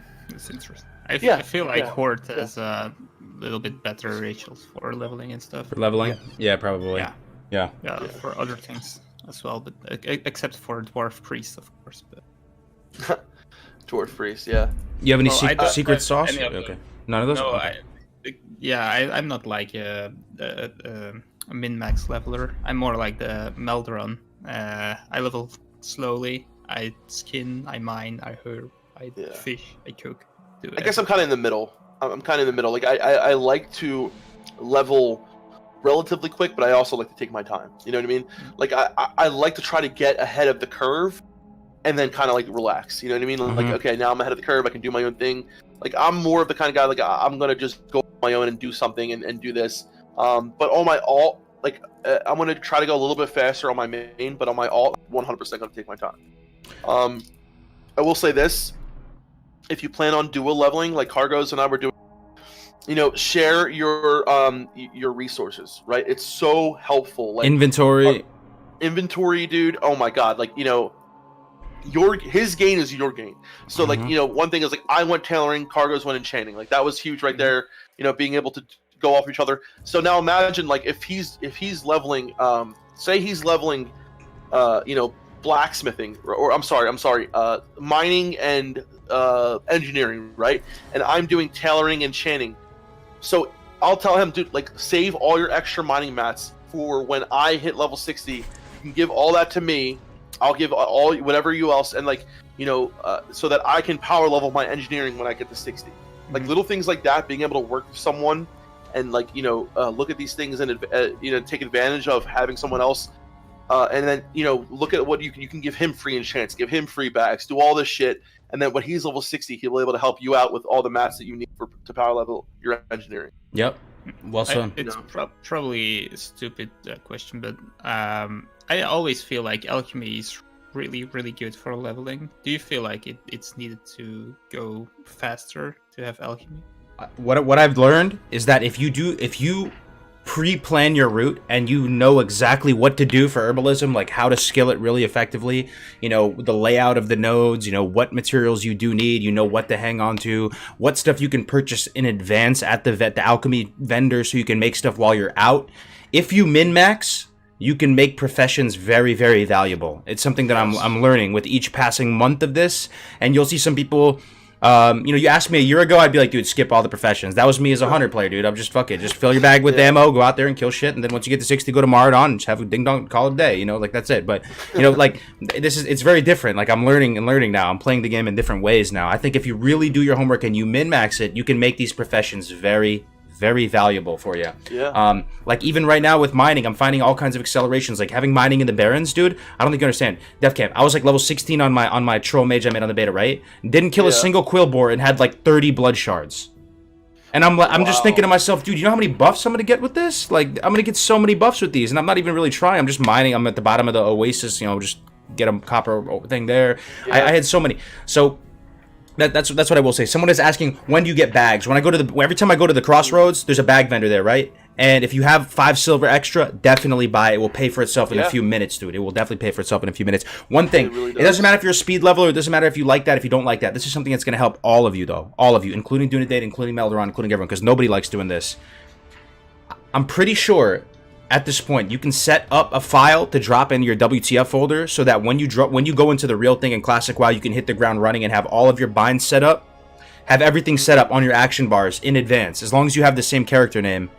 And that is one massive thing that is like a pain point on a fresh server. Everybody's sitting there for the first couple minutes doing their binds, and that if you don't log out after you're on that fresh server, if you get DC'd because the server goes down for a second, you're going to come back in and all your binds will be reset again. It's an absolute nightmare. You can do that right now. If you're in the beta or not, you can set up your folder so that Game launches, you create your bank alt, you create your main, you drop this in your WTF folder, and you're good to go. You hit the ground running, man. That's all. You know. Yeah, that's another thing too. The cargoes that you really opened my eyes on, like, was the strategic dying. We saved so much time that one time when we went to the crossroads, dying like right in the water, right outside of when you first get to the Barrens. That's like a good 5-minute walk. Like knowing when to strategically die is fucking huge. Huge. And like I never really just realized how much time you can save by doing that. So that's something that you gotta, you don't want to do it all the time, and but there are some times where you can literally cut off like 5 to or more minutes off of your walking. Those starting levels, those first levels, are where you can really make your money and get ahead of the pack, because that's when you can make use of that tactical dying, and then you start dealing with long rest sickness in the later stages. Like that's your chance to get ahead. That's why people put so much time and energy into min-maxing the 1 to 10, the 1 to 12, because you can really make your money there if you know what you're doing. Yeah. All right, guys. Anything else? Do you have any final things you want to wrap up? I think for the most part, just make sure you get your wand, and if you have extra, and you feel nice, share them, because those 1.12 wands, man, those lesser magic wands make a huge difference for a lot of classes. So, definitely go ahead and get those wands. I'm super tired from the exams, and so I guess we should wrap up. Okay. All right, let's wrap up then. So, ladies and gentlemen, thank you for joining us again on another episode of Good Morning Azeroth. We really do appreciate your continued support and viewership, especially in these times right now. The hype is a little bit low. We're here for you guys. If you have any questions, comments, concerns, we are here for you guys. We're just a Discord message away. We appreciate it. If you're not subbed to Dunedain, you're wrong. You got it. Like you're wrong, bro. Like where can they find you on YouTube, Dunedain? I know you're not streaming at the moment, but we got to get you some more peeps over there. Link the YouTube and the Discord channel. So here's the Discord channel, and YouTube is. All right, yeah. Join us Discord. If you're EU, don't feel bad, man. Like you got a great community over here. I know you guys, the hype's a little bit low in EU. I recently last week I got. Actually, a few days ago, I got 500. That was my goal before Classic. 500 subs? Hell yeah, brother. Hell yeah, dude. Congratulations. Congrats, man. Congrats. Thank you. Well deserved, dude. Congrats, Very man. well deserved. I'm going to try and stream a little bit, but I cannot stream if I can't play the game, right? So. I know. Well, you can talk about it like we. Yeah. And if you ever want to come on to one of our, I will be a KM. Yes, I will be. I'm gonna have dinner real quick, and then I'll be streaming. So. Yeah, not today. I'm almost sleeping on my chair right now. Okay. He's been upgrading exams. All right, so we're gonna wrap it here. I'm gonna pass it off to OG Jeffrey, the man, the myth, the legend, the other Magoose. We're gonna do a Magus cast tomorrow.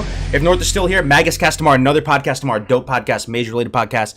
Dope podcast. It's on North the Mage's channel. That's tomorrow, around the same time as this. Is what I'll say. Also, if you want to join the guild, applications to the guild in the Discord. And with that, ladies and gentlemen, we are out. See you guys next time. All right, guys. I'll see you guys in a little bit. Bye bye. See ya.